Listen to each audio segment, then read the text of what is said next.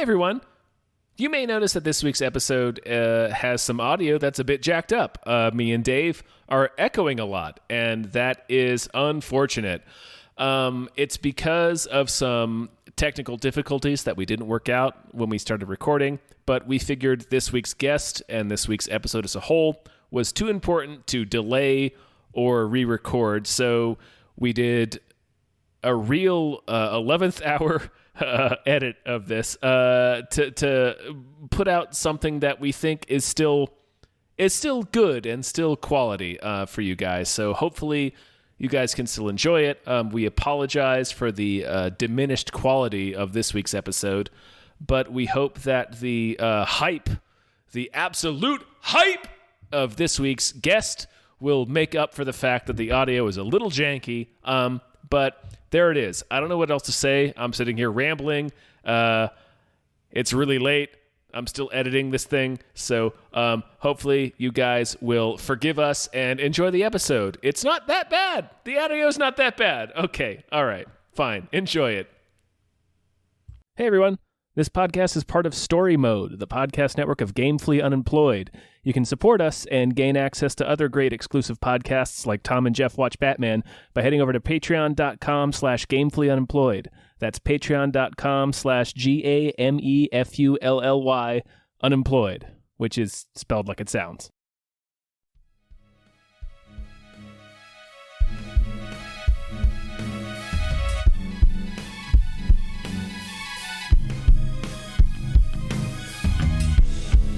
Hypecast mit Tom Reimann und David Bell.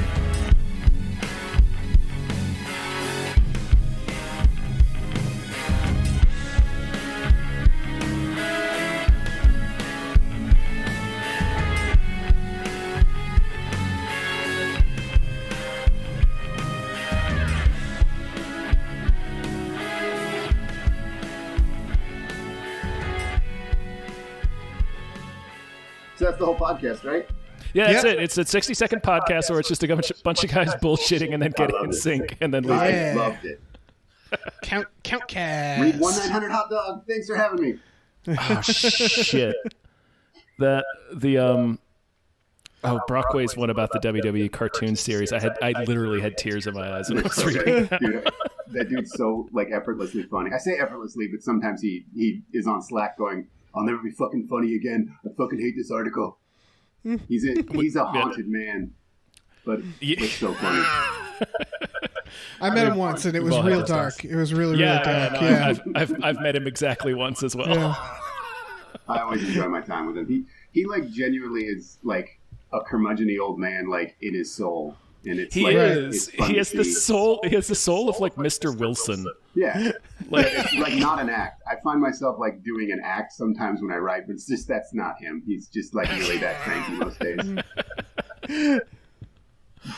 Oh shit. Okay, so I guess we can go ahead and get started. I feel like we've already started. Yeah, we're kind of already started. Who knows? Who can say? Who gives a shit? I'm just gonna do the intro. Okay. Sure. Yeah. All right, let's count to 3. Hypecast. Show about stuff. Where we get hyped about stuff and/or things. I'm your co-host Tom Ryman. I am your other co-host, David Bell. I really savored that. Stretch it out. You made a meal out of that. You son of a bitch. We have a third person here, and as per tradition, we're going to awkwardly introduce them by making them introduce themselves. Oh, okay. I'm the guest. My name's Seanbaby from the internet. Hi. Hey, I remember you from the internet. Yeah. It's a pleasure to be here. Thank you so much for being on the show. Yeah, and being on the internet. Yeah. I get hyped like crazy. You guys don't even know. In the 90s, they called me Maximum Hype because that's how much hype I bring. The maximum amount. Maximum I see. amount. Yeah. Nowadays, everybo's still saying it. Yeah, sure. And that was me. Sometimes I started that. Chill Me with Maximum Hype. I've always kind of been medium hype. Like that's the thing about Hypecast is we often get hyped. We do get hyped, right? Right, yeah. Tom? We get hyped. There are things that we do legitimately achieve max hype over. Right. But, sometimes you have no control over what trailers are out. So then you try to talk about like the Trolls movie, and you're like, man, I don't think I can be hyped for this. Right. So we got to go. The hype fluctuates, and I get a lot of residual hype from the Trolls. She really enjoys the Trolls, and that movie. I don't know if you saw the Trolls, but it's like a full-on acid trip. Like it opens with a medley of like 9 different music genres, and in the middle of it, one of the Trolls like fucking gives birth out of his hair, and everyone has like a little line. Like it's crazy. It's like really overwritten as a screenplay, but then also they just jam every song that's ever been into it, and it's all like it all takes place. It's like a 70s drug movie. It's like It's like someone's trying to design the Rocky Horror Picture for like 20-30 crowd. It sounds Do I need to watch the Trolls movie? I think you should take a look. It's pretty weird. I might have to. It sounds a little like Strange Magic. Oh my god! Who's seen George Lucas's Strange Magic? I've never watched that. Oh man, you're in for a treat. Does it feature Who Let the Dogs Out? It's a bunch of like covers of rock songs, right? All the songs.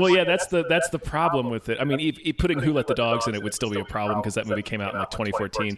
Right. But like it's supposed to be a movie for kids, and all the songs in it are just covers of like classic standards, but they're all rock songs from like the 70s, so it's like 40 years before this movie's target audience was even born. And then it doesn't help that Lucas said it was his Star Wars for girls. Oh man. And it was like, what? That quote sounds familiar. I think that like made it into my my life. That quote did. Yeah. It's like poetry. It rhymes. It is. It's like poetry. It rhymes. You should definitely throw that movie on for your little one. Yeah, they might like it. You won't, but they might. No, they but might like it. Yeah. What are we doing? We're doing a Hypecast. You guys want to? This is also no, yeah. We have producers is a thing. Yeah, we do. So this is a thing we do. People are familiar with. We gotta do some shout out to some producers before we get started with the trailers.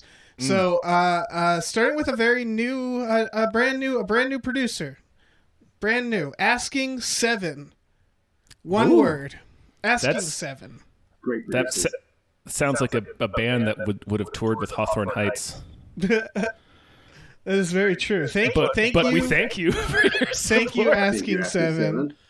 Also, thank you to Vincent. With a Y. Vincent with a Y. Yeah. We've already determined this person is some sort of vampire. Yeah. Without a doubt. They're not even trying to hide it. We got a few vampires on this list. With dripping blood. Also to Rev MD. Thank you, Reverend Doctor. Mm-hmm. We appreciate you. Also, Dracula, the bus driving vampire, I assume is also a vampire. You would I really think. like that name. No. Yeah. Just unironically, I think that's a good username. Isn't it? Because it paints a very vivid mental image. It's evocative. evocative. I love they didn't try to get cute with the Dracula. They didn't try to like make like a shitty pun. They're not like Busula, the bus driving vampire. It's just Dracula. Like, my name is Dracula, like the other famous vampire, but I'm the one who drives a bus. Yeah. Right. Unrelated to the famous Dracula, I drive a bus. I'm a city employee. Yeah. But speaking of name puns, I'm a fan of this one. HP Love Shaft. Oh, yeah. Thank you, HP. Do you want me to grab a couple? Yeah. All right. Thank you to John Muniz. Thank you, John Muniz. Thank you, John. Thank you to Captain Toenail. I hope you're actually a captain and this is not a case of stolen valor. Mm-hmm. Thank you to Wavy Rancheros. Wavy, WR. And thanks to Dr. Kitty MD. DKMD. Helping people out in the pandemic. Give all cats face masks. You're so fluffy. I'm not doing anything. I could do a couple too, guys. Yeah, you can. Why don't you grab some? Mr. DNA, of course. Yeah. Lauren Cucci, and thank you, Lauren, for adding that's pronounced like Gucci. Right. Thank you, Lauren. Boot lesson. I just like that. I'm not even sure what it means, but it's a good name. Isn't it great? It rolls off. It rolls off the lips. It's not rolling off the tongue. It's a lot of lip work. Yeah. They're not a bad guy, but they're not fully a good guy. Yeah. You're not sure about Bootler Bootlesson. Mm-hmm. Grumblebee's another producer. Yeah, Grumblebee. Thanks to Grumblebee. And Tux. Yeah. You can always trust Tux. Brought to you by Tux. Tux. Right, oh, you made it sound like it's like a boot, a hiking boot or something, or like I don't know. Yeah, it's a boot you can tuck rugged. Your jeans into. It's rugged. Today, man. It's the boots you wear when you have to bury a dead calf. Yeah. Dead calf. Also, thanks to Welsowski. Thank you, Welsowski. I always almost miss that S. You always get me with that first S. A lot of Welsowskis, they change their name when they come in to the country, but Welsowski keeping it proud of the heritage. Yeah. Shepherd Mulch Diggums. Thank you, Mulch Diggs. And finally, Norm from Cheers. Thank you, Norm. Aww. It's a nice one. It's nice and it's like, oh, yeah. Aw, George went. It's straightforward. Okay, should we talk about some trailers? Yeah, I guess. I'm ready. All right, fine. Our first trailer is for Shirley. This is Elizabeth Moss acting. Yeah. Is this about... Yeah, she fucking rules. The Invisible Man was awesome. Is this about Shirley Jackson? I don't know. It's about the writer Shirley Jackson. Okay. Who did, we all read The Lottery, I'm sure, when we were in school. That's like her big one. And Haunted House on the Hill. I can't remember what the book was called, but the Netflix show is called The Haunting of Hill House. The Haunted Hill House, right. Haunting of Hill House, yeah, that's great. Oh, so she's the one to give us... the limit of my Shirley Jackson knowledge. I know she got really heavy and did a lot of drugs for a lot of mental afflictions. But that seems pretty standard, like old-timey writer things to do. Yeah, I think that's just what you did. Yeah, that's you go to like you go to like a chateau somewhere and just fucking drink tons of absinthe. I mean, you're saying did like writers don't like they don't currently still do stuff like that. I mean, nobody intervened. There were no interventions back then, is what I'm saying. Oh, okay, yeah. You think there's a part in this where she's like, yeah, someday they're going to make a movie of this with Liam Neeson and Owen Wilson. I hope so. She's like looks right in the camera and says that? Yeah, right into the camera. I hope she's haunted by the specter of Owen Wilson. I'm hoping for a fat suit, really. I didn't see one in the trailer, but like, that's going to be a reveal. Right. It'll be like she's 6 months later, and she'll be like doing like agile Chris Farley fat moves, like cartwheels in her fat suit. She'll be like when Martin Lawrence is in a fat suit, like jumping around, sliding over cars. Just real wacky, but only for that part of the movie. I would love that so much if it just suddenly switched to a wacky crime fighting show where she's in a fat suit. Just completely high as fuck. Right. Just lost her mind on the amphetamines. She pulls up a Segway out of nowhere. It's like, that's anachronistic, but it's wacky. She's a time traveler. I don't give a shit. I don't give a shit. Great. Owen Wilson is here. What do we care about the Segway? That's how much my mind wandered when I watched like a 20-second trailer for this movie, which I immediately saw and said, this is going to be a competent and good movie that I'll probably not enjoy watching. Right. I do like a good dull like biopic every now and then. There's always a moment in a biopic where I get so angry where they like sort of explain something that like our all shared memory of an event. Like, let me try to think of an example. Like in the Jackson 5 biopic, there's this line in the song where he's like, just look over your shoulders. And like, we all know that is a weird line from a song. And so they have to put that in a biopic. So they have little young Michael Jackson singing, looking over your shoulders. And then they cut to like the producer and he's like, no, keep it in the song. I love it. And you're like, you know that moment didn't happen. It's just silly. And oh, yeah. Or in the James Brown biopic where they're like, James, this is not music. He's like, no, it's music. I swear it's music. And they're like, no, we can't play it because it doesn't have an upbeat on the fourth measure or some whatever nonsense argument they have. And my favorite is... They try to condense like these, I don't know, feelings that you get from stuff into a weird narrative moment. And it's always when I'm like, this is so fucking lame. My favorite is Straight Outta Compton, when Ice Cube is like, and I'm gonna call it Friday. Like, and it was like, oh, we didn't need to. We assumed that's how it was made. It's We didn't need to explore this. It's just showing him like literally just typing the script, and it's like, yeah, that's how I imagined it would be. Sure. Yeah. What else would have caused that? Yeah. Yeah, I don't know. Elizabeth Moss, does she have no Oscars? No, I don't even think she's been. Is she going for one of them? I think she'll she's. have a few. Before we're dead, she'll have 3 or 4. I hope. Yeah. Yeah, if there's any justice in the world.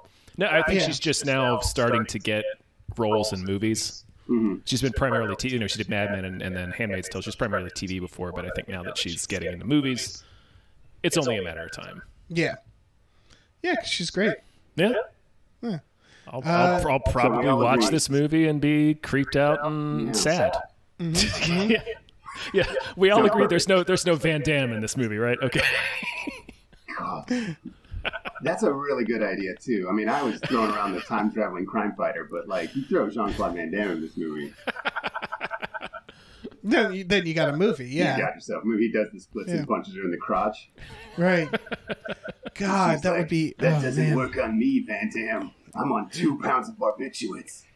And then of course we would all be like, oh, of course, the classic scene from The Lottery when the one person does the splits and rocks the dude in the nuts. Mm-hmm. That's where it came from. Exactly. Oh my God. Now that you mention it, you're right. I remember watching Bloodsport thinking, where have I seen this before? I just thought it was like a suppressed memory or something, but no, it's from the literary classic The Lottery by Shirley Jackson. Mm-hmm. Mm-hmm. All right. We should move on. Okay. We nailed it. Yeah. Yeah, well, I think it's covered. Yeah, this is content, right? This we're is not something. Cutting anything out. Nothing gets cut out of Hypecast. Not to my knowledge. No, I never cut anything out unless one of us there's a break-in and one of us has to fend off a home invasion. Right. Or if someone's just like, hey, could you cut that one out? That was accidentally like real bad. Yeah, please leave in when all my words got all tangled up and the thing I was trying to say didn't make any sense. I think that people really get a kick out of that. Oh yeah, that'll help a lot of people understand Shirley Jackson. Mm-hmm. All right, let's talk about Twilight Zone Season 2. Has anybody watched Twilight Zone Season 1? Nope. I did see a couple episodes. Okay, so did I, yeah. They were very competent. I won't say they're super fun. I saw one where the guy was on a plane listening to a podcast and spooky circumstances emerged. I don't want to spoil anything. And then one with Kumail Nanjiani, and I'm saying that wrong, I'm sorry. Kumail Nanjiani. If I Nanjiani. say that dude's name, it'll come out like an Office Space joke that he's heard a million times. You know what I mean? Right.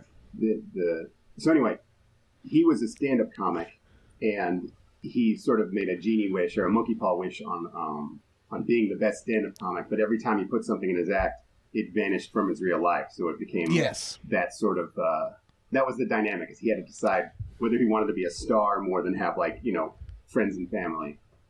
My critique, I only watched the Kumail one. Personal critique is that it felt too long. I agree. I also think the jokes weren't funny. Not that that's obviously subjective, but it didn't feel like they checked with a stand-up comic. Would this joke ever land under any circumstances? Well, that's interesting because it's Kumail who is a stand-up, and then you think he would have been like this. Isn't a joke that would land. Well, to defend the script, I think the idea is he's a bad comic.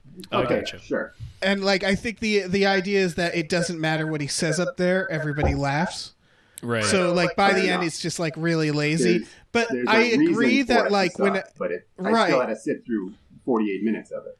Yes, I agree. Also, when they show other comedians who are supposed to be the successful ones, I don't believe those jokes were good either. Right. So it was also clear that the writers were just I don't know, jokes. Yeah, the comedy is the thing you can't do if you write action or spooky horror. You can't just be oh cool, I'll just put in some awesome jokes. That's the one thing everybody can do, right? Yeah.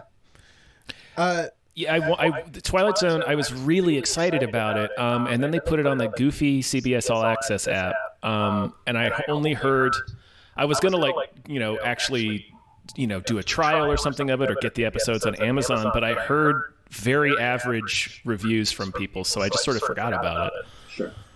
Yeah. It's sort of the CBS. It was this with Picard as well, where they're like, hey, look at this cool thing. All right, we're going to put it in this box and put it on this garbage barge. And if you want to see it, just row out there. And it's like, okay. Grab hold of some seagulls. They'll fly up the garbage barge eventually. Yeah. The trade-off is you have to eat some of the garbage. Mm-hmm. Yeah, for every episode. You can pick what garbage you eat, but you have to eat some of the garbage. Yeah. But you're going home with... Model.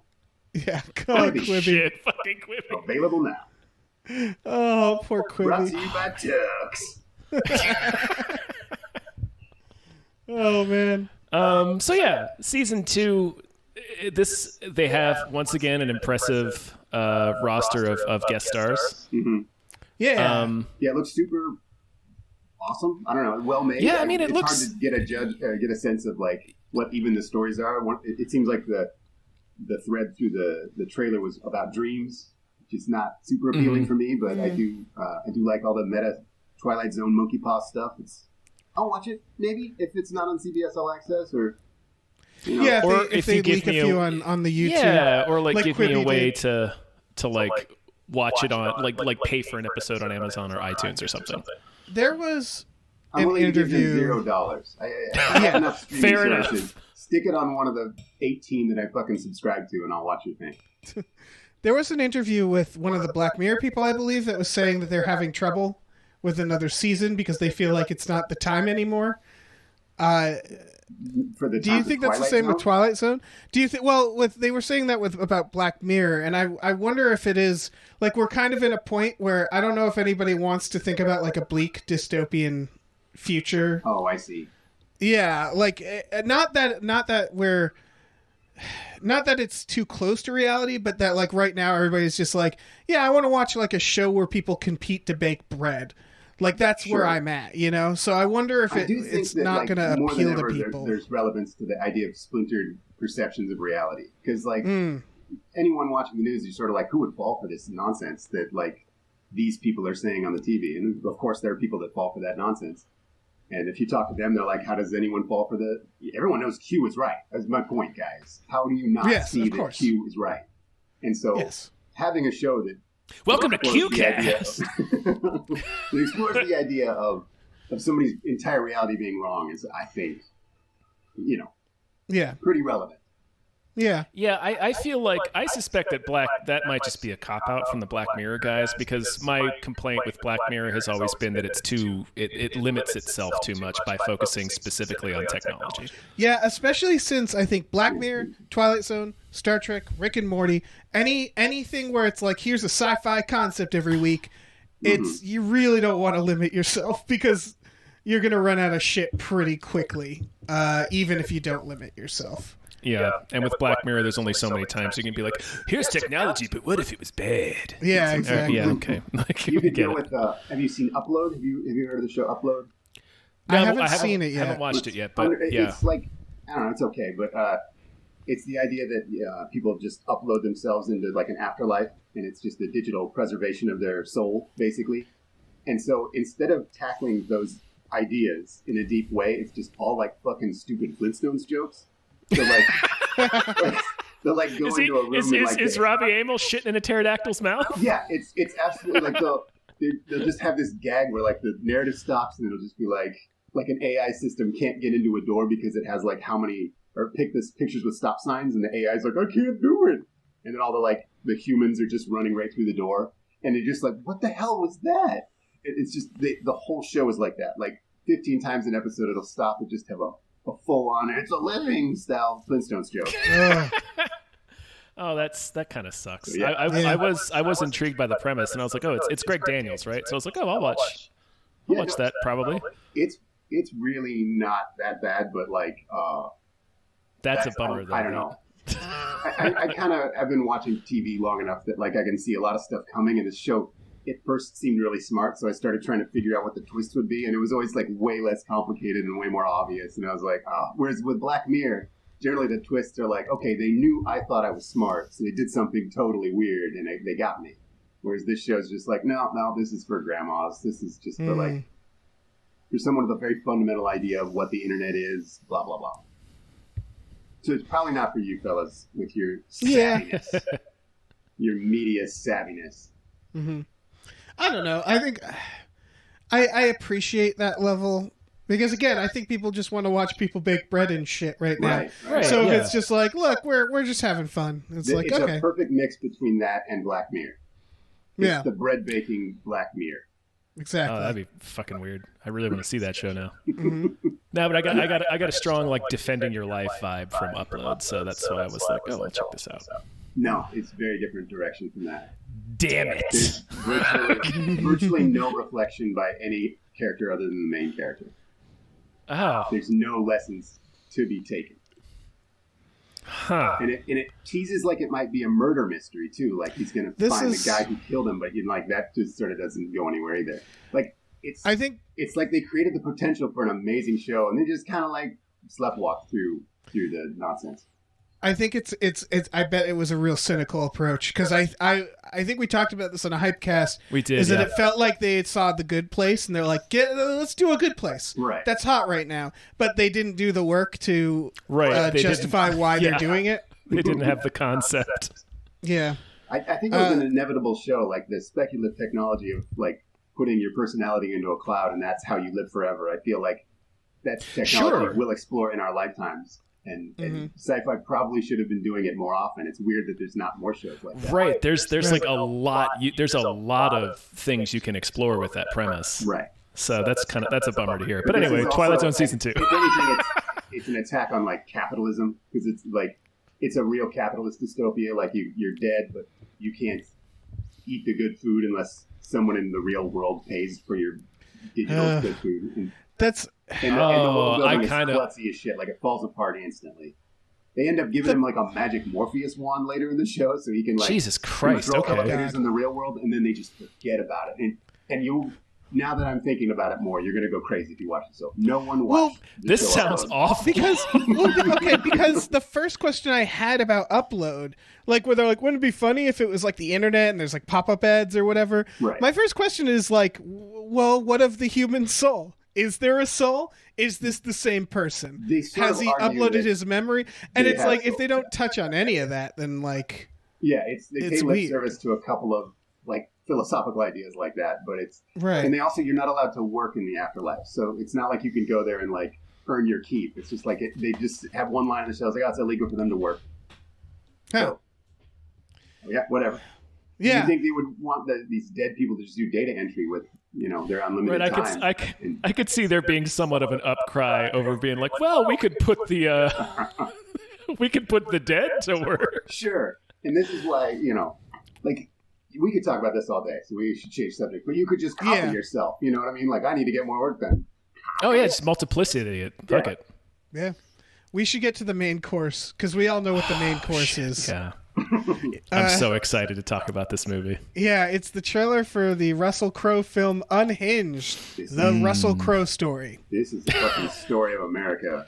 He literally beats someone with a phone in this trailer. He does, and that's the thing Russell Crowe has done. Yeah. Like, famously on set, they were like, "Okay, Russell, we need." He's like, "I know how to beat a man with a phone. Thank you." This isn't how you beat someone with a phone, you fucking idiot. You got a lot of notes for that page. Yeah, Russell hands back his script. He's just like, it's like just got writing all over. It's like you've written this all wrong, mate. I know how to do it. He just don't tell me how to be a scumbag. When I just saw the poster, it was like, oh no. Like Russell Crowe, Unhinged. It was like, this is a Photoshop? Less lovable than Falling Down for sure. Yeah, it's definitely Russell Crowe's Falling Down, but like for today, and are the fucking worst. So by that token, I can't guarantee. I was gonna say it's gonna be Russell Crowe's Falling Down without the Nazi stuff, but there probably might be Nazi stuff. I also got Changing Lanes vibes. Yeah, I remember Changing Lanes. It's for the listeners, it's this woman and her kid like cut him off in traffic or something, and he pulls up. He was parked and like she was trying to go around him, and then she honked really loud and flipped him off as she passed. I think the reveal is that I assume he was in his car and he learned something horrible, some bad news. Yeah. And then she honks at him and that sets him off. So I'm guessing. I'm sure, yeah. Because he's like, I'm going to teach you what a bad day is. Well, right. Yeah, so she, like, honks and runs around him, and then he, like, pulls up next to him, and he's, like, still keeping it together, and he's like, hey, you're not supposed to honk like that. Like, you get a little tap like this. It's more friendly. And obviously, he's a creep, and he's following around, and he's talking to her kid. So she has a right to be upset, but she's basically like, fuck you. And he's like, no, come on, we can resolve this. And she's like, no, fuck you. And but so he's he, clearly a maniac. Loses it, right. Yeah. But, like, it's enough that, like, she's the one who sort of violated the civility first. So, like, you could watch this from the perspective of crazy Russell Crowe, and everyone can relate to just being so mad about something. And I don't know. Yeah. I think they made it too much her fault that it started, I guess. Like, it makes me really uncomfortable that she got the ball rolling on this, and he gave her several opportunities to stop the ball rolling, and she didn't take them. And so I feel like they made him a little more relatable than they should have. Right, like that's a definite writing mistake. Like the transgression should have been something that's like very, very small to a rational person. Yes. And it really feels so relatable that we're going to see probably 200 like think pieces on it, and like who these people are. And, like, here's my Russell Crowe. Really good guy. Yeah, this is exactly what an abusive relationship is, or an online relationship, or whatever. And so to gray it up so much and say like, we know who's right or wrong here. I think. Yeah, I'm getting real Joker vibes from it. Yeah. This is not going to be good for the discourse, I think is what you call it. I don't know, because here's the one thing that makes me think that it is going to do something with this is because it's all his anger is towards one woman. Right. And like ultimately she had every right, because they make him creep in on her kid. So I do agree there's going to be a lot of dipshits that are going to be like, well, she should have been more civil about it. Right. And it's like, well, that's clearly not the point. I'm curious to know. I don't know who made this movie, and that makes me wonder. Artist intent would help a lot. Yeah, I feel like the falling down and the Jokers, it's always one person against society. Like, society did this. And this one, it's like, no, I'm going to take it all out on this one poor woman. One cranky lady versus a total dick. Yeah. But I don't know. See, you guys work on the internet, so you've probably seen this, where someone you've never met before will just drop into your life and try to destroy you, right? It's pretty common. It happens a few times a day to most whatever content creators. And so, like, I tend to ignore all that, but every now and then I'll be like, you know what? I'm kind of in the mood to fight. So I'll like just, I guess destroy them. You know what I mean? I'll come at them with like all the power of my wits and enthusiasm, and it just is, it's brutal usually. And most people are like, dude, you're being really fucking mean to this guy. And I'll be like, okay, but like, he didn't have to write to me and tell me to kill myself. You know what I mean? Like, right. I'd say this is his fault. I read an article a couple years ago about my old writing partner, Eric Wolpoff, and he got a message from a girl that said like, I thought you would be more handsome. And so he did an article about how she has sex for money. And it was pretty funny. He's a very funny dude. But people are like, how fucking dare he? And I'm like, that bitch wrote to him just to say he wasn't handsome. I think all bets are off on, like, civility. You know what I mean? Like, it's crazy for a person to do that. And it's just something people do to each other all day, every day. It's a weird debate because, like, I always think about someone like Ben Shapiro. I have no problem bullying Ben Shapiro. Sure. Even if he doesn't start it, because has a large following and he says some very damaging things. Yeah, and good comes from Ben Shapiro. Like, and there's this idea of like, these people need to be like, it's not to make them feel bad, it's to make them clowns. And it's to point out that they're a clown. So other people won't say, hey, that Ben Shapiro guy, he's got some good points. And you it really is like, really depends on context with a lot of these. I'm just saying, I can get on the team of someone who like just gets pushed over the edge and like, okay, fine, if you want to have this fucking nuclear conflict, then whatever, you draw on yourself. No, I've definitely done both of these things. I've done what Dave has done, where it's like, well, no, I don't want to be vicious to this person. I just want to point out to their millions of impressionable followers that this guy's a dipshit who doesn't know what he's talking about. And I've also been on the because there's scorched also earth ends of things where it's like, all right, no, fuck this guy. Tonight my mission is to destroy this person. Well, existing on the internet, there's definitely this thing where it's like when you work on the internet, everybody starts the same way. They're like, it's the internet. Fuck it, you can do whatever you want. Right. And then when you start working on the internet, where you have coworkers, then you are like, no, this is like any other office environment. Yeah. So when some dipshit goes on Twitter and like insults you, it's like, would you walk up to someone and just say that? So like, it's really easy to just be like, you know what, buddy? All right, let's play this out the way it would go. Right. So this guy Russell Crowe probably like, his wife died or whatever. He's looking at his wedding ring the whole trailer. So like that's true. Very Yeah. heavy-handed hinting that something happened with his marriage. And so here's this lady honking and flipping him off. And like, fuck her. Obviously, we all agree. But then like, it just takes it to this space, this other place where it's like, it just feels very American, and how like everyone at any time just will demand to like get all the attention, have everyone do what they say until what they want resolved is resolved. And that's what troubles me. I think if this movie had a gun, it would be more on the nose. If this movie had a gun and was standing in a subway. I do want to point out, I looked up the writer. It's not great, you guys. They did a bunch of TV, and then they did Red Eye, Disturbia, The Last House on the Left remake, the Red Dawn remake, and then this. And then their next film after this is Gremlins 3. So I don't know, man. I don't know. I don't know if we can get a feel for this person from that. That sounds all over the place. Well, yeah. In their defense, they are doing a lot of movies that I think producers are barking orders at him, right, or her. Yeah. It's not a great representation of them as a writer, because they're just doing other people's it just doesn't movies. sound like anything they're inspired by. Mm-hmm. I don't think I'd like to meet a person who would be inspired to write this movie. That sounds like right. Like this was the thing that they had to get out. Yeah. What if the inspiration was they honked at someone that turned out to be Russell Crowe? Because can you imagine the fear of Russell Crowe pulling up next to you, realizing you honked at him? Like, that would be the worst feeling ever. Well, if this situation occurred in like real life, and you're in your car and you look over and it's Russell Crowe being like, "Hey, here's the polite way to honk. Don't you want to say you're sorry?" I would be like, "Yes, I do want to say I'm sorry. I'm sorry." I would. Do you want any money? Do you want anything? No, don't come up on someone and tell their kid how to honk. Like, he's just as wrong. Of course he is. I'm just saying.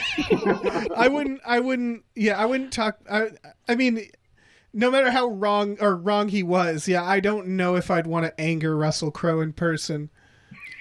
Right. You get some money from it. You'd diffuse the situation, and then you'd get away, and then explain to your child that was wrong. Russell Crowe's 80 pounds overweight. You stick him with a few jabs and then clinch, and that dude's exhausted in 50 seconds. Just dead exhausted. That's fair. No, that's fair. I could see he has the scariness that, like, whenever like a little kid is scary in a horror movie and you're like, just push him over. Like, Russell Crowe has, like, there's something about him that scares me, but maybe if I just thought logically about it, I could get away from Russell Crowe. Yeah. I bet he's a biter. The danger with clinching Russell Crowe is I bet he bites you. Yeah. Oh, yeah. You see that weird teeth face he makes? Do it. Fight him. See what happens. Fucking pussies. If enough of us do it at once. Right. We got numbers on our side. Yeah. All right, we're going to go in groups of 4 and we're going to fight Russell Crowe. I think everybody gets a different color. When I call your color, you attack. We should stack 2 people high, attack from 2 sides. We should move on, right? Should we? I don't mind spending a bit of time discussing Russell Crowe fighting strategies. Okay. Well, I think he's like an alligator where, like, his biggest problem is turning. Yeah. So I think you want to like serpentine a lot, or like circle around him, Or climb a tree. Climb a tree. climb it. No, I bet he could surprisingly. And then you could tree. Macho Man him right out of the tree. Yeah. It's right on the top elbow, right on the top of his That's head. a great tip for fighting Russell Crowe. Climb a tree and hit him with the elbow drop. If you don't win that fight, I mean, fuck you. You deserve to lose. You deserve to lose. You deserve whatever happens to whatever terrible retribution Russell Crowe visits upon you. You deserve. You had your shot to win that, buddy.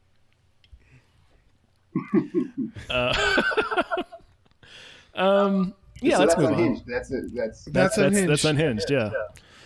Next trailer is The Good Lord Bird, featuring Ethan Hawke doing a thing. Just I love it. It's the same kind making of a thing choice. in Magnificent Seven. That sort of like hissing cowboy sound. I don't know if you saw Magnificent Seven. The Oh, remake. I I have saw it. actually. Yeah. But yeah, he's Vincent in, D'Onofrio sort of took over that Right. film for me. the Robert Braun character, and Yeah. so he like kind of like got all cowardly in the middle of the gunfight, and he like made a very bold acting choice to hiss like a kitty cat, and I was very impressed that he did it in the second movie. I forgot about that because There's a lot of choices in that one. I was so enamored by the decision that Vincent D'Onofrio made. What the hell was that? He was so good. Oh, thank God!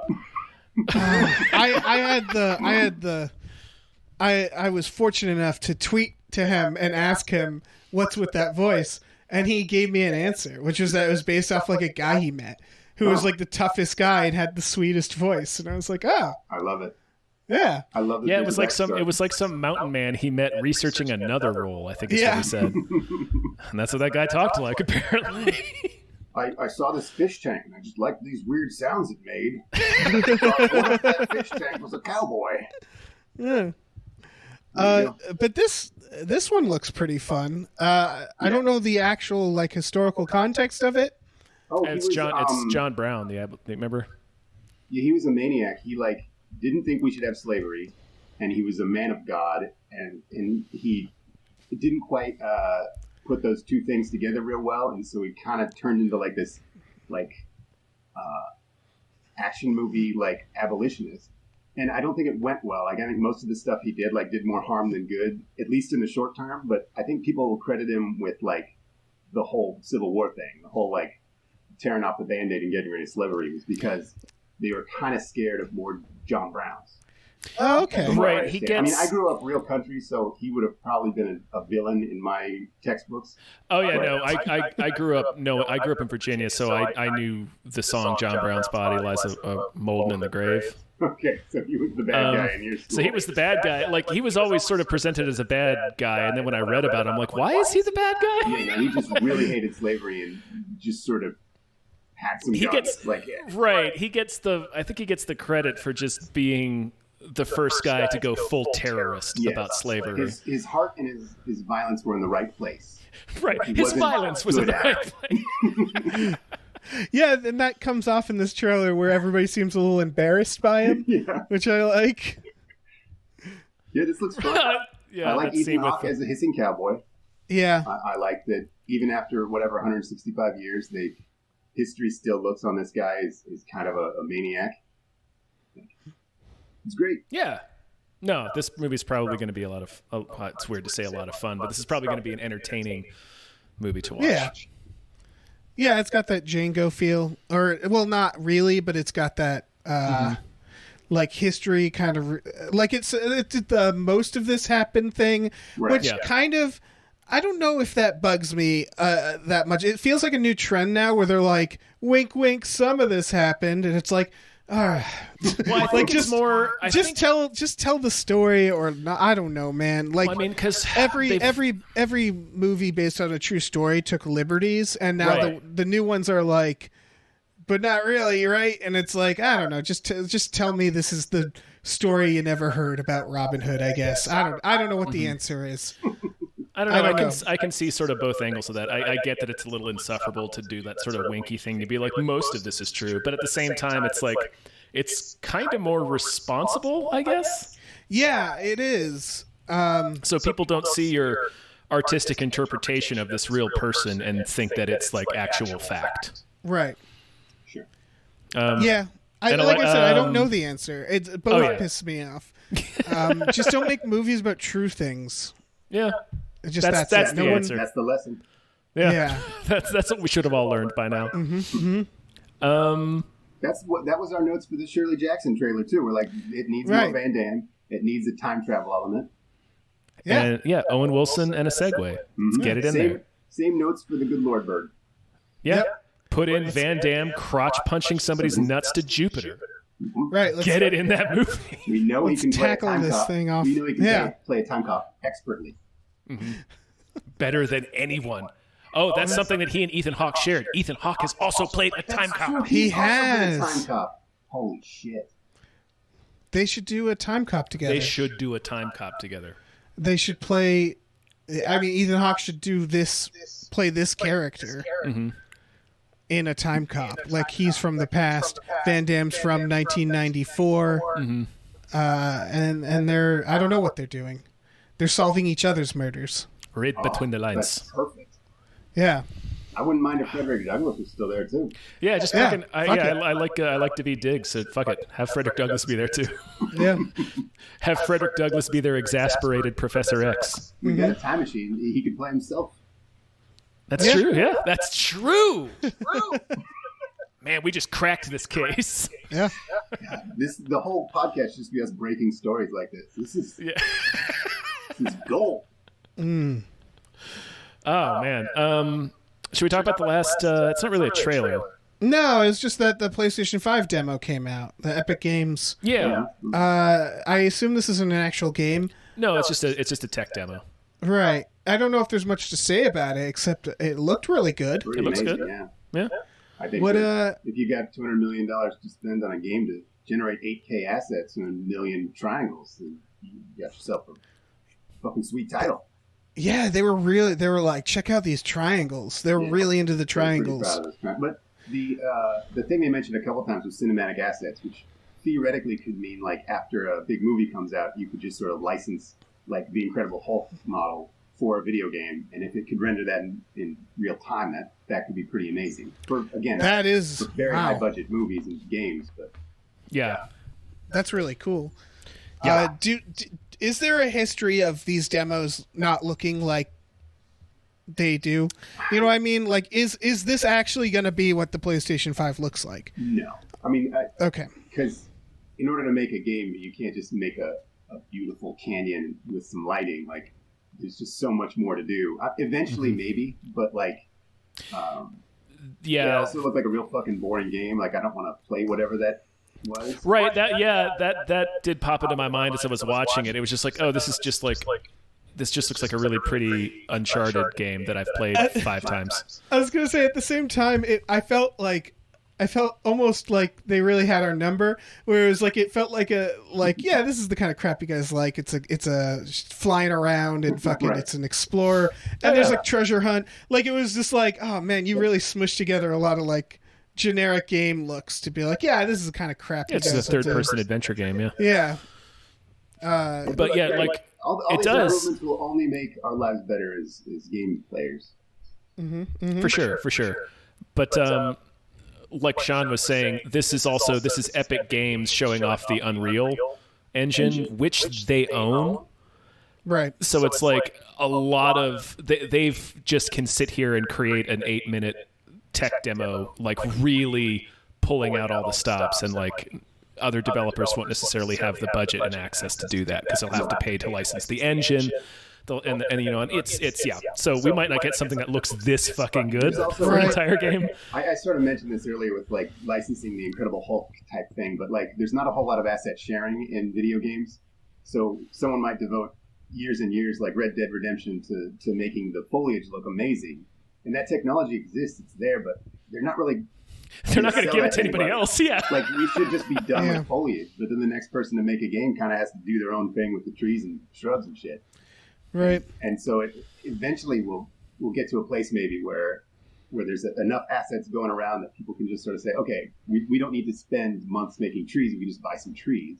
And we sort of have that now, but the games that use it tend to be sort of lifeless. I don't know.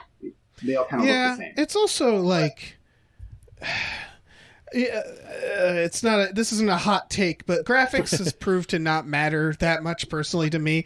Sure. Like I loved the game Raft on Steam, and the graphics are terrible. Meanwhile, I would never touch Death Stranding, which looks beautiful. Right. Like it's just like, yeah, if the game's not fun, then it doesn't matter, no matter what. Like I don't know. It's not a huge selling point for me. Yeah, yeah. But like the next Red Dead, it'll be. I'm very excited to see what that'll look like on the PlayStation 5. But I tell you what, if Rockstar could make Ghosts build the next Red Dead for them, they fucking would. Yeah, absolutely. I was thinking that's an Amazon move, right? That's a lot of people's moves. Yeah, that's a lot of people. I think we're moving on to news stories, right? We are, yeah. But first, we got a couple more producers to name. Let's get through those real quick. All right. Thank you to Davey Francis. Thank you so much. Also, thank you to Chancy Pants. Woo. Great name. That's yeah, isn't it? Space McNulty. Also great. You and Chancy Pants. I would name a pet either of those names. I would name my child Space McNulty, but continue. That's fair. Yeah. And Captain Fat Strong. Also a good child's name. Strong ass name. Yeah. Hiram. Thank you, Hiram. Hiram's like, I'm not fucking around with these cute names. My name's Hiram. Yep. Yep. We appreciate you, Hiram. I'll take over. We got, oh, great, it's that guy. Thank you to him. To that guy. Thank you to Lef. Thanks to Bob Grenville. Bobby Gren. Thank you to Bart Fartigan. That sounds like a great bar name. Oh, man, it really does. Come to Bart Fartigan's. It's like a family restaurant. Bart O'Fartigans. They got good sandwich schemes. They Bart Fartigan's. Sean, do you want to take the last three? I would love to. Nolan Matten, thank you for supporting Hypecast. And Joshua Graves. Thank you, Josh. And Andrew McGuire. Thank you, Andrew. Thank you, Andrew. Just normal names. Yeah, that's true. Joshua Graves is kind of cool. That sounds like a name sounds that pretty tough, but it sounds like sounds like an author. It does sound like a real name. Yeah. It's like right on the line. Yeah. It's not quite John Matrix, but it's close. Mm-hmm. I could take you to Matrix.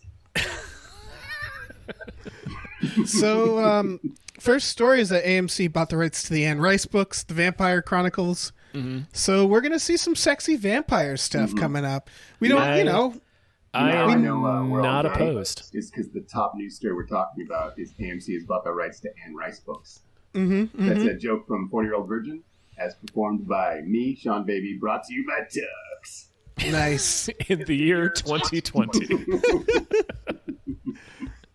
I just want Tom Cruise back. Fuck it. Tom Cruise is Lestat. He'll do it, right? After he gets back from space. After he gets back from filming his movie in space, maybe. Yeah. So good Get him to do old Lestat horror movie. Yeah. No. International hit The Mummy. God, that was good.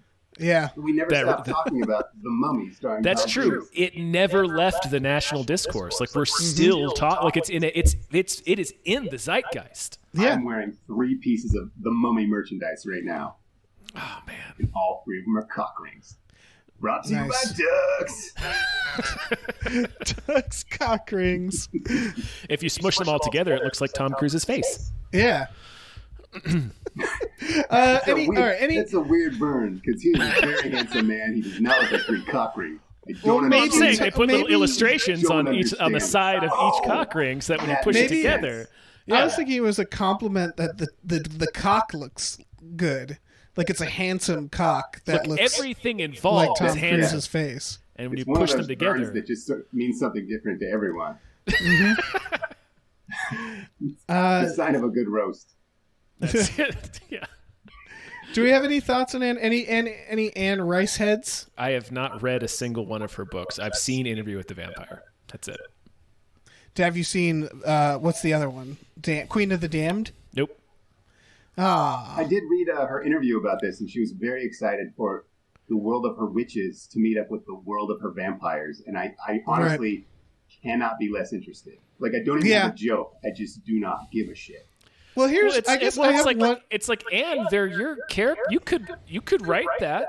She could have. I think they might in the books. I think in the books they mingle. That's what I took from the interview. Oh, yeah. She wants to see it. I get you. Yeah. Do you guys feel nervous about the fact that... Is this just me? Does it feel like we're just like, Anne Rice, Stephen King, fuck it. Like, those are the two writers. Like it's just like, none of these new writers, like, we have no interest in any other... It's just like, let's go back to like the 90s people that we liked and just adapt their shit again. Yeah. I'm not against it because I don't read. So like I don't know any new authors, so they're speaking my language here. Right. Because I'm like, I know who they are. I like fancy vampires. Yeah. Oh, man, I live for fancy vampires. Mm-hmm. Yeah. Yeah, I don't care. They can make as many as they want. I'm not buying on watching. If this was on an airplane and my iPad exploded and I didn't have a magazine, I wouldn't watch it. Okay, that's fair. If it was in front of my eyeballs, I wouldn't watch it. Right. If you held a gun to my head and said, "I'm Russell Crowe, and the only way we're going to solve this disagreement is if you watch these Anne Rice films," I'd say, pull the trigger. Fat fuck. What if every bullet in the gun was a vampire? Ooh. Wow. It's like it's a real What conundrum. Do you do? What do you do, hotshot? Yeah, that's something to think about. Again, I don't have an answer to that. No, think about it. Yeah, turn it over. Get back to us. Yeah, get back to us. Let us know. So Hamilton is coming to Disney Plus. Yeah, we knew that, but it's coming earlier than expected. It's coming in July. Oh, we knew that. Yeah. In time for my birthday. Yeah. I'll watch Hamilton for my birthday. I think Hamilton's great. I'm not super annoyed by people who love Hamilton, I'm being a little sarcastic here. But I do think it's ruined karaoke for a generation. There's nothing worse than a Hamilton song at karaoke. More so than Eminem. I think it overtook Eminem as worst song to hear on karaoke. Even more than Journey? Journey's great. Everyone has a shared love of Journey. No That's one's true. Show off when they put on a Journey song. We're all screaming. That's true. Good point. I think that's the contemptible thing about karaoke is when someone's trying to show off, and the Eminem songs, the Hamilton songs, that's someone trying to show off how they spent all this time learning these complicated and fast songs. And good for them. Whatever. I guess where else would you ever apply that skill? Yeah. I don't think I know a single song from Hamilton or anything about it. I don't know how I avoided it, but that's my thoughts on Hamilton is I'm going to sit down for this and I'm going to be like, it better be fucking good. Because all I know about Hamilton is everybody loves Hamilton. Yeah, no, it's pretty amazing. Yeah, I wish those songs and the lyrics and the performances. I mean, if you're into that at all, it's pretty amazing. Yeah. I kind of wish, and I understand why they don't, but I wish more Broadway shows and musicals would do this because the vast majority of people. Yeah, we can buy the soundtracks, but we're never going to get to see the show. Right. It's the same with Book of Mormon, as everybody was talking about. And I'm like, I want to see it. I'm never going to see it. Yeah. And I also don't, I purposefully don't look into it because for me, it's like a movie where it's like everybody's like, you got to see Parasite. And it's like, well, don't tell me anything. I just want to see it. Right. And if it's not available, I'm like, well, I guess I have to wait until I can see it. So like I've purposefully ignored anything about Hamilton because I thought that's what you do, when there's a story being told, you don't listen to the songs in advance. Yeah, you don't spoil it. So I was just like, I know nothing about it. Timecop. Okay, good. Yeah, no, Jean-Claude Van Damme appears and fucking punches Lin-Manuel Miranda's nuts off. Yeah. Like that's the duel between him and Aaron Burr. He's Aaron Burr. Oh, it's perfect. All right. Speaking of Disney stuff, they just rescheduled The New Mutants, a movie we'll never see. Yeah, I just wrote this.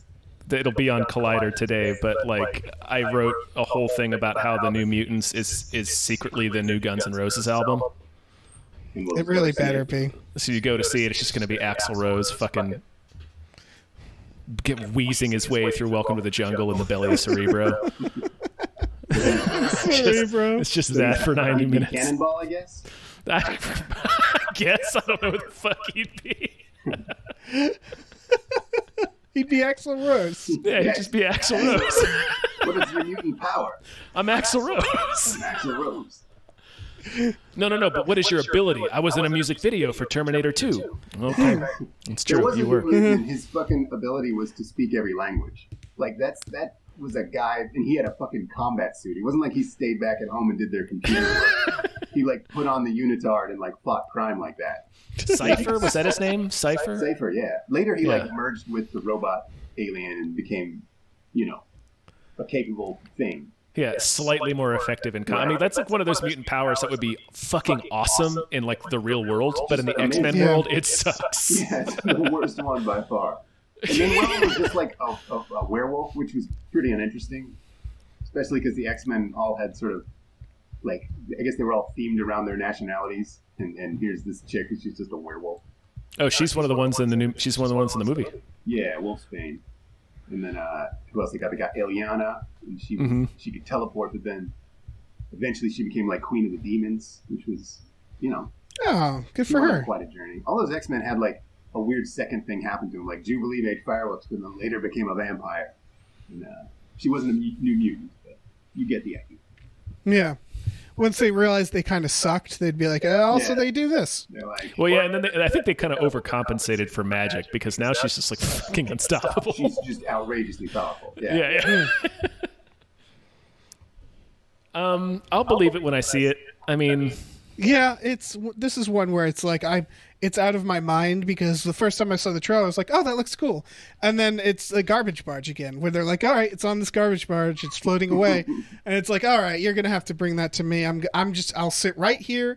I'll do something else for a while. And then you just let me know when you're ready to show your movie. Yeah. You bring the New Mutants to me. Yeah. You take your time, I guess. I think I was, maybe too young to appreciate the New Mutants when they were like in their heyday. Like when, Bill Sienkiewicz was drawing it. It was like this really high-level art, and it was like, I don't know, super deep and crazy and weird, and I guess I was more into the straight superhero stuff. But, like, revisiting it, I think it holds up better than that era of X-Men. So it could be interesting.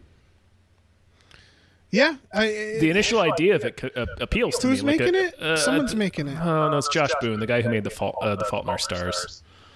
Oh, so no one really. But, right. Like they pitched it as a superhero body horror movie, and I'm like, I am into that. Yeah. Okay. Yeah, if they're gonna do that, then fucking give it to Cronenberg. Give it to Cronenberg. He's also doing The Stand. This guy is, yes. Yeah. So they're betting a lot on the Fault in Our Stars guy. So I hope he's ready. I never saw it. Maybe it's amazing. Yeah. But I don't think it's probably like it's not horror, amazing, right? It's not a horror movie. No, it's not a horror movie. I'm getting real vibes of Trevorrow here, where they're like, "Oh, you made a quirky indie film. You want to do some Here's really Jurassic important Park. properties? Yeah, You fucking don't piece do of that. shit. That doesn't make it. That's not good for anybody because it's like you want to do something that like the fans are gonna really care about and like get really upset if you fuck it up. Here you go. Yeah. So I don't know, man. We'll see. We have one more story here, and it's old news. We just haven't talked about it, which is the Nicolas Cage Tiger King thing. Mm-hmm. Have we not talked about that? We haven't, but I'm so burned out on Tiger King and like turning it into a fiction thing from the guys that did American Vandal, I think is who it's by. Right. It seems like a good team to do it. It does. That meta being part of the story pretty well. Right. That's sort of the theme of that American Vandal was that it was very much like, hey, we're investigating this, and now we're part of the story, and now this story is becoming the story, and we're all a part of it. You know what I mean? It's sort of eats itself, which obviously is like the only way to really tackle the idea of the Tiger King now. I just don't see the point of making a fictional version of it. Yeah, I think it's some producer who was like, "This is hot," and when this comes out, people are going to be like, "Oh yeah, Tiger King." Right. It's going to be like when the Slender Man movie finally came out. Yeah, I think we're at a point in true crime where American Vandal was fantastic. I loved that show, but I think the parody needs to go up a level because I think true crime has reached this like level of ghoulishness at this point that someone needs to comment on it, and like it needs to be more about the exploitation of this stuff, right? And like I want to see a parody that actually like digs into it. Right. That's I want to see like we're doing the things that are in the thing. I need a new level here. Right. I need something that focuses on the fact that he was keeping like a teenage boy hostage with meth. Right. Like something that's like really like pointing out like I think like My Favorite Murder is overdue for a parody. Right. Like the shit where it's just people gleefully laughing over these circumstances and really glossing over the victimization involved. Right. Just embracing that fangirl nature of like, I just love crime. Yeah. Yeah. My Favorite Murder. Yeah. I don't know those riddles, but if I was there, I would have said, this title is going to come back to haunt you. If you get popular and your fucking thing is called My Favorite Murder, it's not going to look good. I mean, the title was very intentional, but I think they've gone beyond that at this point. Right. Anyway, I don't know. They did some stuff with Cracked back in the day, so whatever. Yeah. Yeah. I think they were on a couple of the live shows. Okay. So I've never heard of My Favorite Murder. What are you? What is this? It's I think one of, if not the most popular podcast. Oh. Yeah. It's what it sounds like. Yeah. It's a true crime. Mm-hmm. Yeah, Okay. they discuss a new true crime story each week and really get into the details, but they're really it's very ghoulish. Right. This is why I enjoyed, and there's a conversation to be had about the exploitative nature of this show, but S-Town was like, I liked that because that felt like it was the beginning of a true crime, and then they were like, actually, it's about this totally other thing, and I really appreciated that. Because I do think it's worth telling people's stories, right? Yeah, of but course. yeah, it feels like the true crime genre has just it's already become a parody of itself. With the Murder House flip on Quibi. Yep, on Quibi. Check it out. Brought to you by Tux. Brought to you by Tux. Brought to you by You made a Tux. mistake with that one, Tux. You backed the wrong horse, Tux. Cancel Tux. We believed in you, Tux. You let us down. Our new fictional company. So any other thoughts on no one cares? No. I feel like it's a good choice. He's probably got too big a personality for that guy. Nicolas Cage, but it seems like you need a more subtle actor, because the things that really fascinated me about the Tiger King guy was like when someone was kind of fucking with him or saying something he didn't like, and he would just sort of like weirdly blink and like sort of like the turmoil inside him that he like didn't know how to express was what was the funniest thing to me. Like that's what I would zero in on if I was, going to perform it. And I don't think Nicolas Cage is the right guy to do that. Right. I saw suggestions of Danny McBride.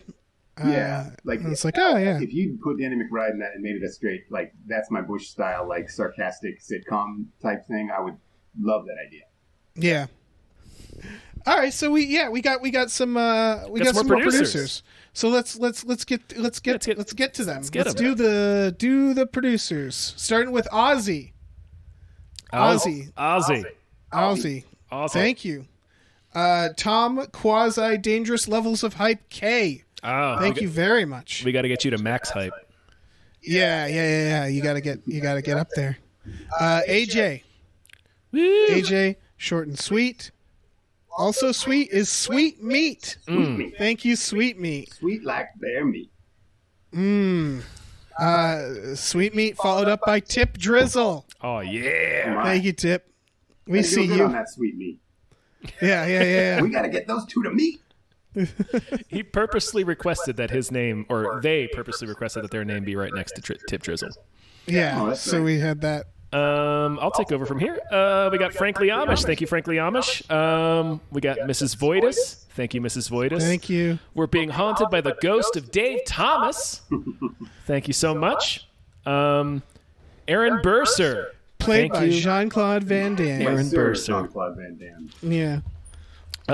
Sean, do you want to take the next couple? This next one is by David Hinson, MBA, CPA, and in between David and Hinson is a surprise knife boot.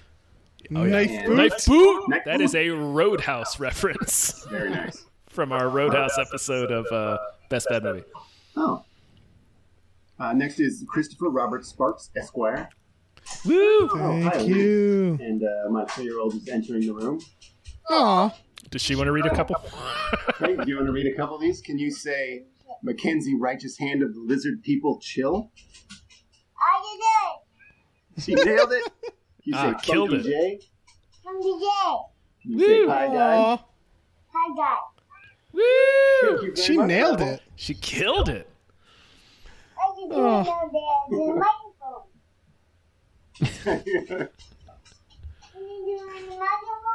Thanks, pal.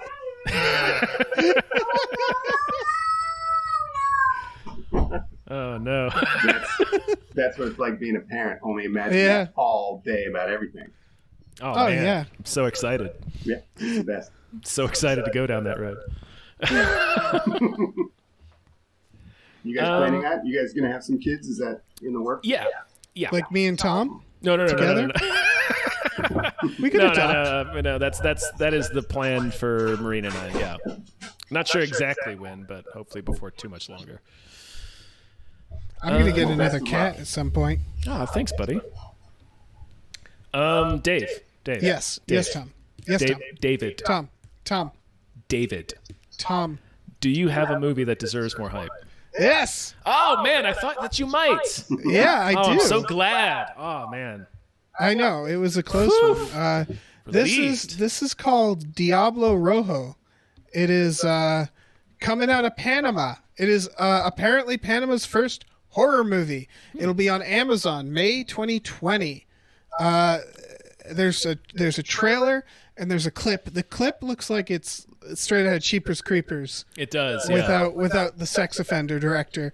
But I don't think that's actually it. I think that's just a part of it. I really like the clip. The ending kind of creeped me out because this is a very like low budget practical effects kind of gore movie.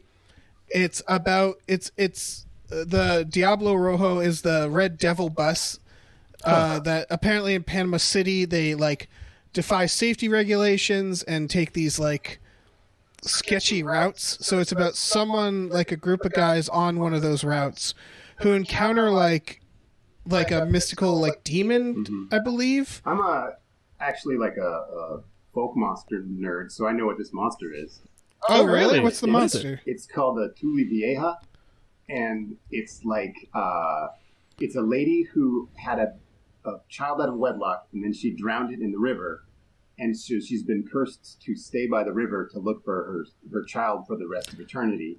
And if she's by the river, she looks beautiful like she did when she was like a regular human, but if you make too much noise, she turns into like this unspeakable monster.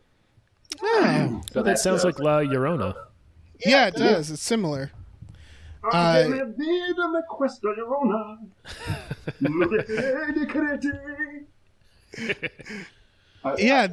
I guess there's cannibals in this. There's like witchcraft. Yeah.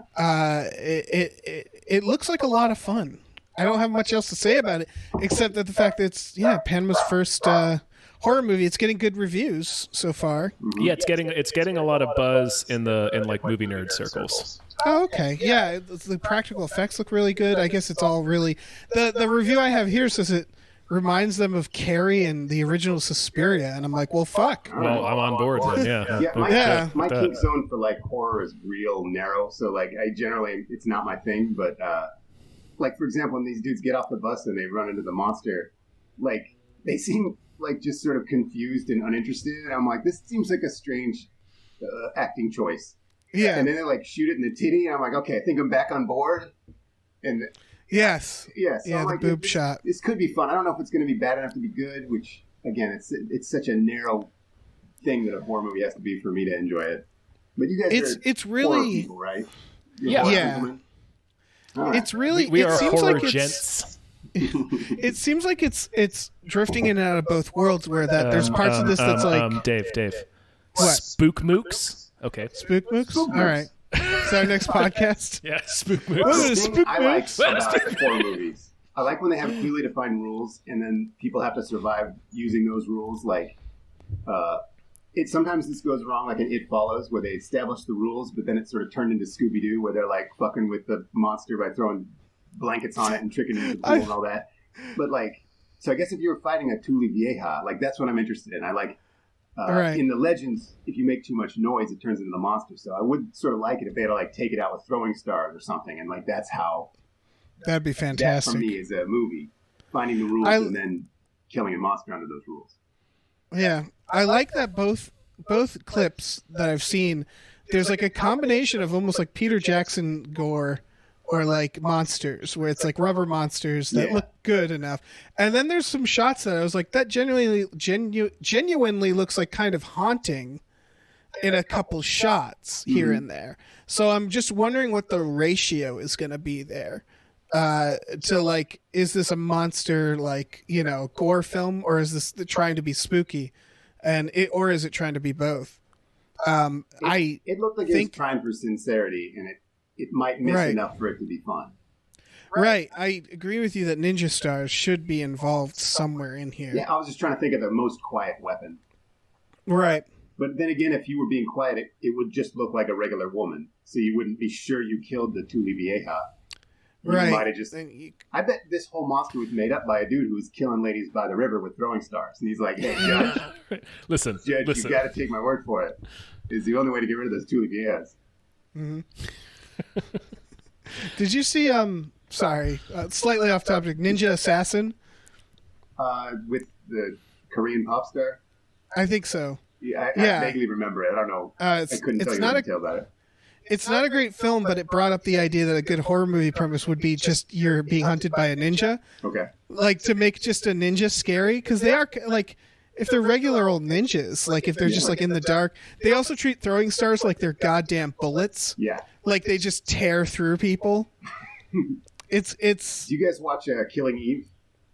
No, I haven't seen it. Season 1 of Killing Eve sort of captures what it would be like getting hunted by a ninja. Like, there's just nothing anybody can do about this murderer lady. She'll just like show up in a costume at a kid's Halloween party and murder somebody, and you just think like, man, if someone really was good at this, you wouldn't be able to do shit about it. Yeah. It's a good show. It could be. Hot tip. You probably heard that this was a good show. I think it gets nominated for a lot of Emmys. It does, yeah. No, I've heard of it, and it's one of those ones that's on my list, and I haven't gotten to it. Like, I have 100 things on my list. Fair enough. It's the curse of streaming. There's too much content. Yeah. And you have a whole podcast dedicated to getting excited about future content with all the backlog you have. It's true, yeah.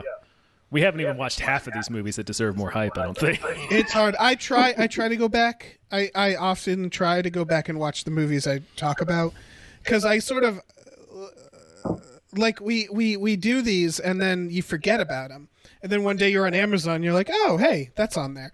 Like, I believe we did Come to Daddy, right? That was one of the ones for more hype. Mm-hmm. We did, yes. Yeah, I finally watched that, and it was good. That's my follow-up for Come to Daddy. Come to Daddy? Yeah. Just Kurt Good. Yep. Elijah Wood. Listen, that's all you need. Elijah Wood, but I don't want to say much about it because it's one of those where it's fun. It's fun if you don't know what's going to happen or what the That's my anyway. So Diablo Rojo. Everybody check out the trailer. It'll be available on Amazon this month. Sometime this month, yeah. I love a movie about two things. This is about unregulated buses and a witch monster. So that's something. Yeah, I mean the bus stuff. That's a horror movie in itself. Yeah, that's already terrifying. And then it just collided with witch monsters. So man, you must just be in hog heaven right now. Yeah. You're like, you saw the bus, you're like, okay, and then the witch monster showed up. What? The dude comes off the bus and just sort of like absent-mindedly shoots it in the titty. And he's like, yeah. Like, I don't even know if the actor like meant for the gun to go off. They're like, no, Pat, we can use it. Just accidentally shot it. No, we'll work it in. It'll be fine. Oh man. I think we did it. I think that's it. I think that's a sode. Did we do a whole podcast? We did an entire podcast. Sean, thank you so much for being on the show. It was great. Yeah, Thank you for having me. Absolutely, anytime. The new website me and Robert Brockway from Cracked have developed. It's called 1-900-HOT-DOG. You can find us easily Googling that. We're on Patreon, and every day we have new jokes about very, very strange things, and it's the best. It is the best. It's absolutely fantastic. Is the best. It's my god. There's so many things that I was just laughing so hard I couldn't breathe at. Yeah. All the 8-bit. I love all the 8-bit artwork you do for it. Thank you. It's fucking great. It's so good. It's like the best Thank you for your delivery service. system that I think we could have made. So it's like, for example, Monday is Learning Day, which is just a huge umbrella. And then we find something very strange and educational, and we make fun of it. Thursday is Fucking Day. We find something very erotic or romantic some days. Anyway, we love it. It's a joy to get up and work on it. I was gonna ask real quick. They're pretty long pieces, and some of them you have to do a lot of image work for, like the wrestling magazine one you just did. Yeah, that takes a lot of time. How far in advance do you guys make these articles? We are 2 weeks ahead, and we stick pretty close to that schedule. I think we've almost fallen behind a couple times, but yeah, a lot of these take up to 20 hours to make, sometimes more, sometimes less. The idea is that if we have to, like if we're really running behind, we could put one of these together quickly because we're just making fun of one thing. We're not like doing big elaborate lists or whatever. But I think Brockway and I are both cursed in that we just sort of can't figure out how to do that.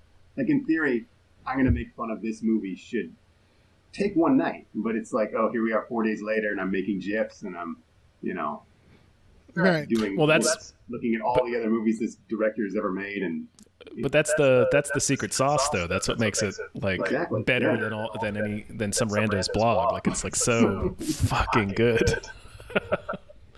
We work hard, and you can feel the struggle. Oh man, everybody should absolutely check that out. It's worth every penny. Yeah. So good. Dave, do you want to tell them about what we got going on? Sure, we have a Patreon, patreon.com/gamefullyunemployed. We have exclusive podcasts on there, like Tom and Jeff Watch Batman and Fox Mulder is a Maniac. And other things. We watch, every Friday we watch movies. We do. I'm pleased to announce I have bought a DVD player for my computer so we can watch I forgot the Sean Austin, Bruce Campbell film Icebreaker now. Oh, sweet. Because I have that on DVD. Oh, maybe we can do Ghost Shark, too.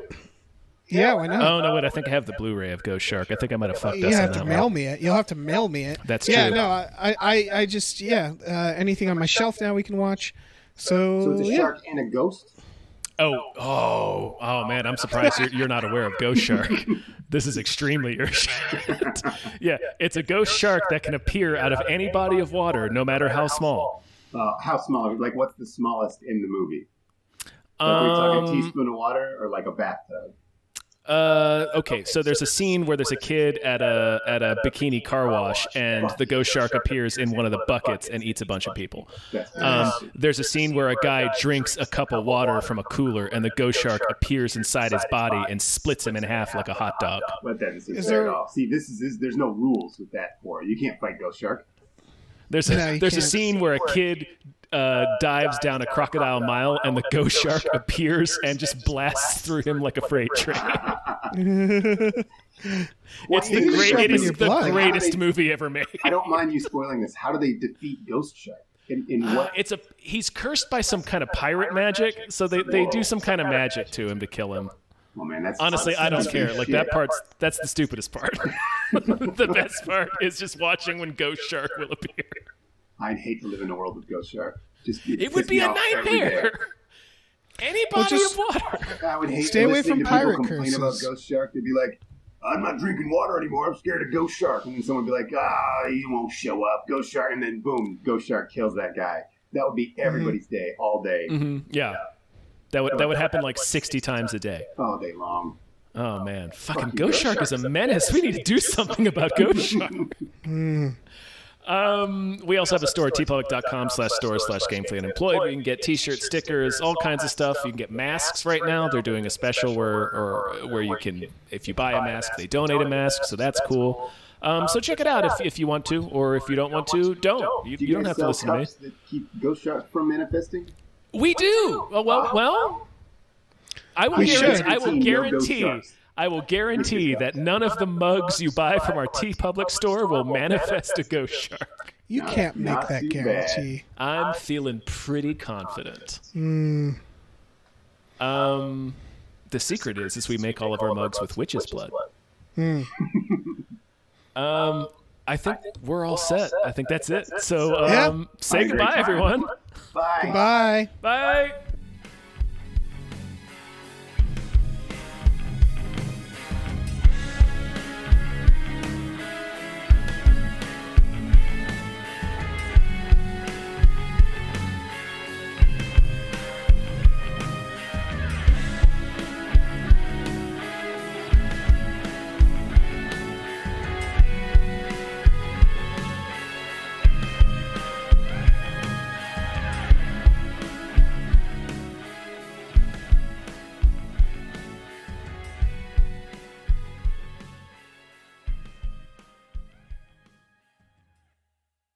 Our music is produced by Chris Corlew. You can follow him on Twitter at @thecorlew, Corlew, and find more music at shipwreckedsailor.bandcamp.com.